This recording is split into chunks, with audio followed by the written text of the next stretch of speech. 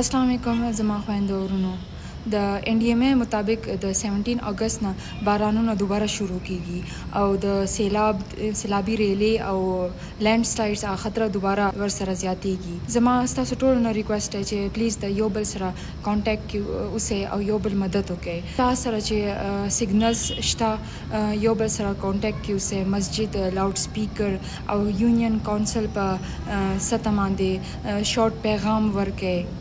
WhatsApp groups के सिर्फ तस्दीक शवे मालूमात शेयर कवे अफसाने और अफवाह ना د لینډسلایډ نشانی دا ده چې د دیوار د ځمکې نه به اوازونه راځي، د غر نه د عجیبه شانتي اواز راځي، اوبه هغه رنګ به بدل شي. چې کو داسې وشي تاسو پلیز فوري هغه ځای خالی کړئ. د نالو دریاو او د بریجز نه ځان لري ساتئ. د شپې په ټایم کې ټراولینګ بالکل مه کوئ، اسپیشلی کو باراني او کو چرته ایوکویشن هغه اعلان وشو پلیز هغه ټایم کې ایوکویټ کیږي بل ځای ته ځئ. بزرګانو ته زموږ خویندو ته ماشومانو ته ټول نه مخکې پرایورټي ورکړئ. हर कौर के तासो यो इमरजेंसी बैग जोड़ के आके शनाख्ती कार्ड्स, मोबाइल, पावर बैंक, दवायाने, सर टॉर्च, उबर और सर चादर या कंबल पके ज़रूर के दे.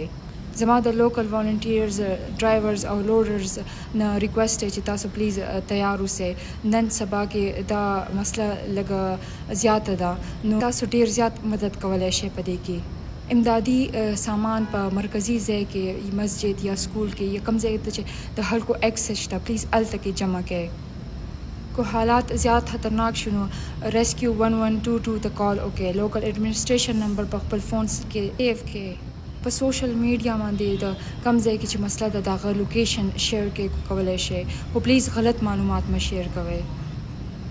ما په خپل ولیدل چې د پاکستان د هر کونې نه د بدل علاقو نه خلک راغلي او د بنیر مدد لپاره. زه تاسو ټول ته سلام پیش کوم او د زړه نه شکریا ادا کوم چې تاسو دونه زر زموږ مدد لپاره راغلی. تاسو یو لاس، تاسو یو روپۍ یا یو بیگ د وړو هغه ډیر زیات غټ خدمت دی. خو د نور ټراولرز نه زما ریکوست دی چې پلیز کو تاسو د بنیر نه سوا بل ځایونو ته ځئ نو پلیز الټرنیټیو روټس استعمال کړئ. پرون ما په خپل دورې په دوران ولیدل چې څونه رش و او ریسکیو ټیمز هغوی په دې رش کې دننه نشو تللی.